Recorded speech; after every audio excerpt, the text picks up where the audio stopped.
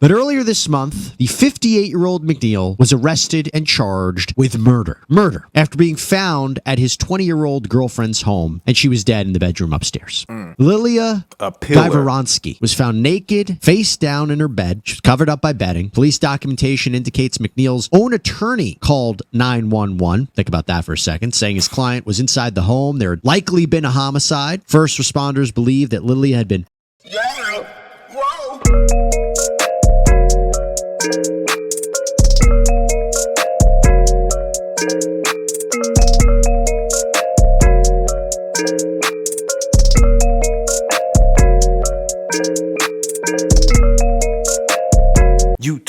Todd-Town family, what's the biz? Y'all already know what it is.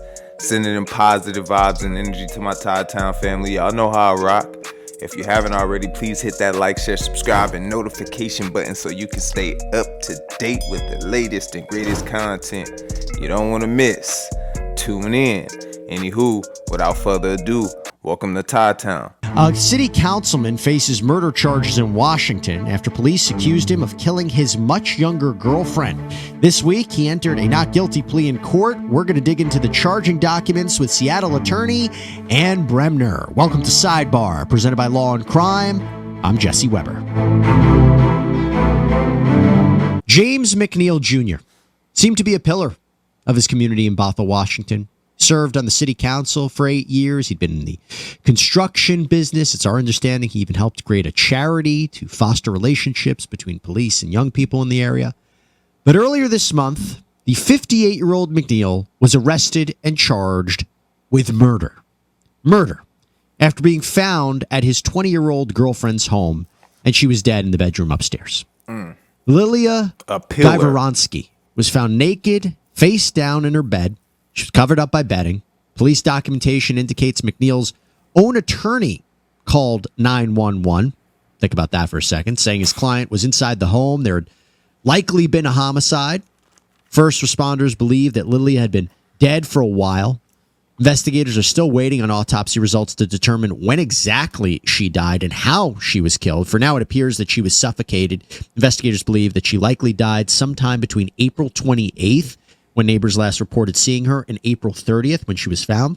According to police, as well as what friends and family have told local media outlets, Lilia met McNeil when she was working at a Seattle strip club. McNeil reportedly had separated from his wife he shared children with. He lost his bid for re-election to the city council last year. He had served 2 terms.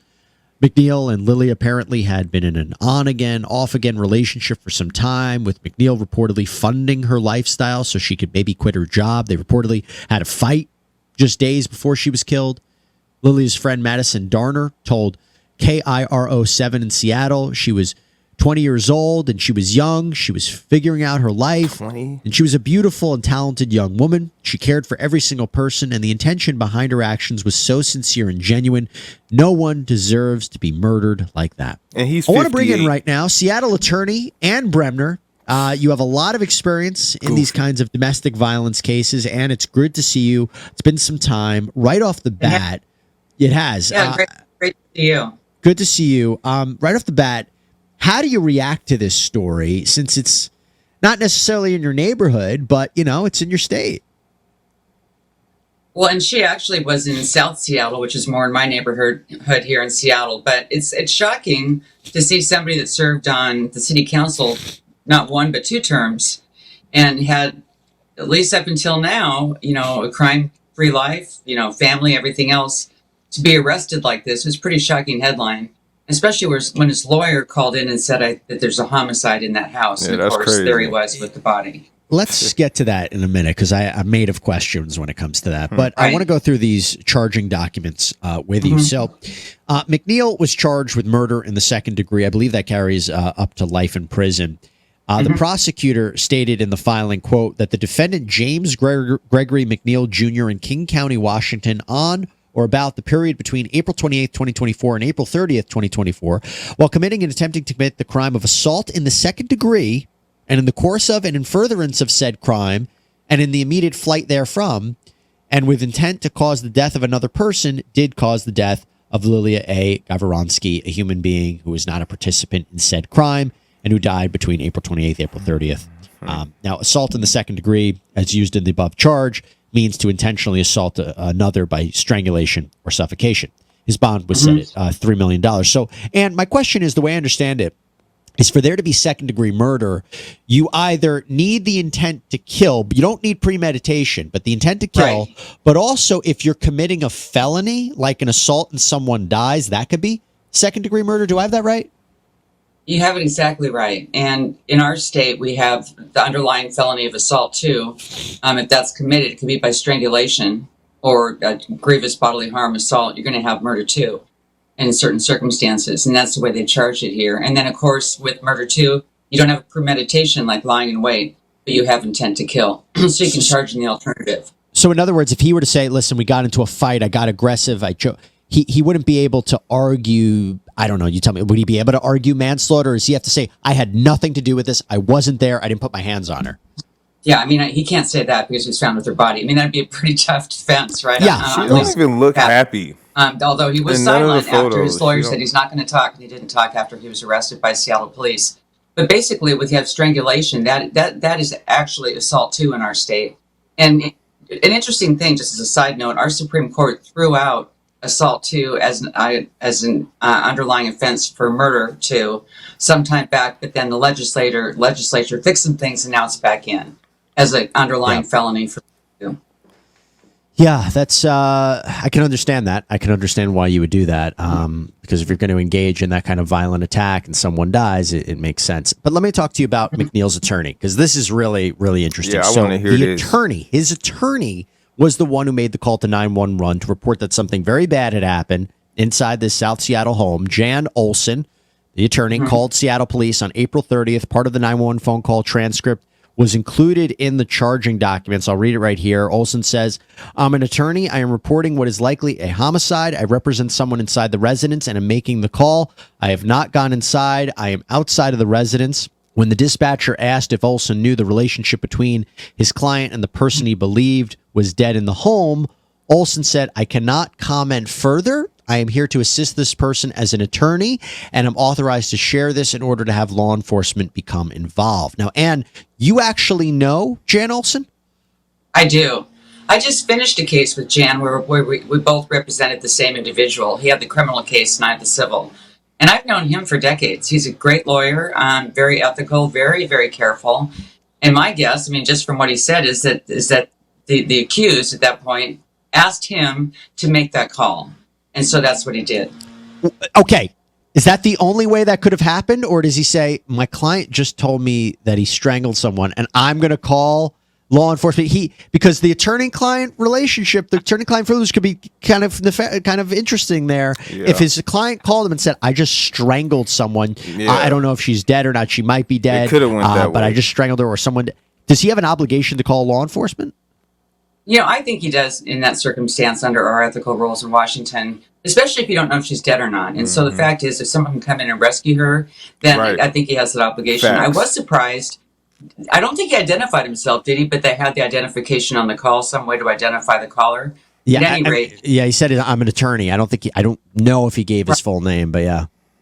Right, but it sounds like the body had been there for some time. Yeah. So look, she by herself and she's smiling more than any picture she was with him in. So I think because let's be clear, it's an ongoing threat, ongoing crime. If a murder had already happened and there's a dead body, he wouldn't necessarily have to call police, right? Walk us through that.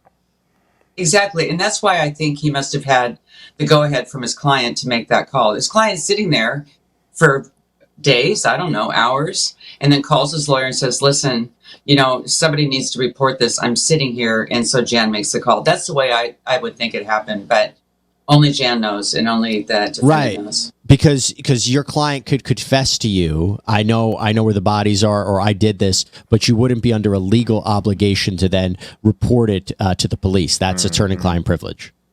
I know, and there's some tough cases on that, as you know, Jesse, over the years. Yeah. On that ethical obligation and how families wait for answers, and attorneys don't give those often in certain cases based on the privilege. I'm starting to think that, I think you're right, that he must have gotten the green light from Mr. McNeil to call police, because if this was already a homicide, this was already a dead body, he wouldn't have had an obligation to do that. Okay, so Right. Olson calls the police. They send out officers, and this is what they find. This is according to the charging documents. The police responded.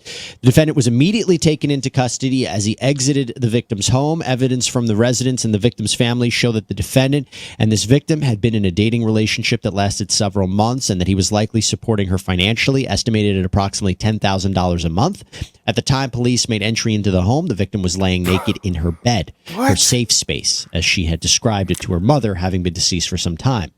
Observed around the residence were handwritten notes reminding her not to have contact with the defendant, describing him as mentally and emotionally abusive, and recording details as to how he made her feel so that she would not forget it.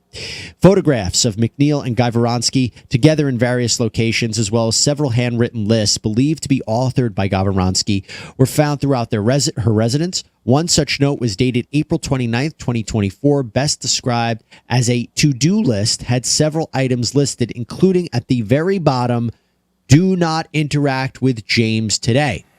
Another note with similar handwriting indicates, "Make sure you do not forget how you felt, the anger, hurt, neglect from James, knowing you are struggling, does not care, dismissing any attempts to ask for help, demanding sex, demanding access to everything. Example, key to home." And talk to me about these notes. Well, they're just devastating. Well, that makes sense. Why she coercive don't look control, happy. of course, is the phrase we use with domestic violence cases. And she's in chapter and verse laying that out to herself, but also to us today and the prosecutors and potentially jury in the future as to what she was going wasn't through. happy. I mean, she had worked, and then he was paying her $10,000 a month, and she didn't work. And yet, she was all conflicted because he was controlling, he was abusive, and she was reminding herself daily, don't fall for this guy. And she even talked about how he would get abusive, she would give him the silent treatment, and then he would love bomb her and have her come back, gifts, dresses, things like that, and money. But she wanted out of that cycle. But then she ended up dead. We know how cycle of violence can oftentimes end this way. And just one other side note, in the O.J. Simpson case we just saw, at least I recently saw, that Nicole Brown Simpson had quite a journal similar to this that never came into evidence. So, in other words, you see this in the kinds of cases you've covered, these domestic violence cases where there's somebody in the relationship leaving themselves notes, reminding them about what happened. So, when you heard that detail, you weren't necessarily surprised to hear it. No, and I've also seen somebody like the Susan Cox Powell case that I had, where she actually did a last will and testament saying, "If I die, my husband did it," and she put it in a safe deposit box. And she was right. Now, when police took McNeil out of the home, it goes on to state the court filing, officers observed that McNeil had both fresh and dried blood on his clothing, a deep laceration on his right wrist, and a couple of other lacerations on his left wrist. Mr. Olson advised that Mr. McNeil would not say anything to officers. McNeil was identified by his Washington State driver's license. Officers believe that McNeil may have been attempting to take his own life, so they took him to a hospital. And how does that aspect factor into the case? I guess it could get him some sympathy, but not really. I mean, in this kind of a case, there was even a vigil yesterday for her because some folks were saying she was denigrated because she'd quote unquote been a stripper before this. And a lot of people are talking about what a wonderful person she was, her family is, her friends, her neighbors, etc. And so maybe he did try and do that, but again, how's that going to help him in a trial? Right. He's facing murder 2 charges with potentially, like you said, life in prison and a $50,000 fine, or both. Well, I imagine he could say, "I was so distraught at seeing her body. This is what I did." But I really think it goes to consciousness of guilt, right? In your experience, if someone tries to, there's one thing for trying to escape, but if someone tries to take their own life, sometimes that can be used to prove that they committed the crime. Right. And I was going back to the O.J. Simpson case. Why didn't they bring that out when he wrote what looked like a suicide note? They didn't. I thought that they should have. And I think in this case, it would be important. We had a stock brief, and I was a prosecutor, called evidence of flight is evidence of guilt. I mean, it's so obvious that comes in. And the fact that he wanted to take his own life, that does show, like you said, consciousness of guilt. And then he finally calls his lawyer Coward. because he's just been sitting there stewing after he did try and kill himself, but apparently that was a pretty futile effort from what I can tell from the injuries. Now, he was supposed to appear in court for the first time for a bail hearing in the days after, but he was a no-show. He waived his right to appear in court. That's when the judge set that $3 million bond. He finally appeared on Tuesday, didn't say anything. His attorney entered a not guilty plea for him. His next court date in June, plans for a trial in July. What do you make of that, not showing up? You know, I kind of look at someone like this and think that he's just being a manipulator. I mean, he could show up. He wasn't unable physically to show up. And he did look pretty bad in those pictures and the videos that I saw from yesterday. But all you do, at least in my state, is you can only enter a plea of not guilty at that stage. Right. Nothing's going to happen on the calendar. So he wasn't really avoiding anything. Right. And Bremner, Yeah, thank you so much for coming on. Really disturbing case, but appreciate your insight as always. My pleasure. Thank you. There's always a price to pay for foolishness. And you know, being 20 years young, I'm sure she didn't understand that. She didn't know that. I mean, he's 40 years her senior. Like, come on, you 58. She's 20 years old. She's a baby. How disgusting. Fuck, that's a perv. I mean, it seemed like he threw away his whole family. One thing I wanted to point out and mention is they said that he was giving her $10K a month. I wonder how much you was giving your kids, you know? This is crazy. She didn't seem to be too happy, but you can tell by the notes that she wasn't. I mean, you could look at it in the photos. I mean, it's all on the, you know, it's there. Got to understand there's more than life than just money. You know, it seemed like that's how she ended up in the situation with him. On his end, he just goofy. You threw away your whole family for an exotic dancer. And I don't know, man. Can't condone that. That's some crazy. And then just to turn around and unalive her for what? Just goofy, man. Coward. I say, man, you gotta be careful, women, with these sugar daddies. I know that's a thing out there, but I mean, look at this. Diddy apparently ain't the only one. This is an unfortunate situation. RP to the young lady. And yeah, man, he should definitely, he's gonna get what he's deserved. That's without a doubt. And you talk about a pillar of the community. You know, I always say them the ones you gotta watch, man. The backgrounds of the pillars, you know, that's crazy. Nonsense. That's goofy on phone them, man. RP to the young lady again, man. Straight up, lock his goofy ass up. Y'all already know we can't condone that. First of all, you threw away your whole family and just threw away your life. Like I say, what's the price of just walking away or just letting things go? Like, I don't understand the options of just going to that extent versus just, I don't get it, man. Anywho, man, I want to appreciate everybody for tuning in. Another one, Todd-Town. I want to appreciate all the love and the support. I see everybody rocking. I see it. If you haven't already, please hit that like, share, subscribe, and notification button so you can stay up to date with the latest and greatest content. As always, I'm checking out. Peace. Yeah. Whoa.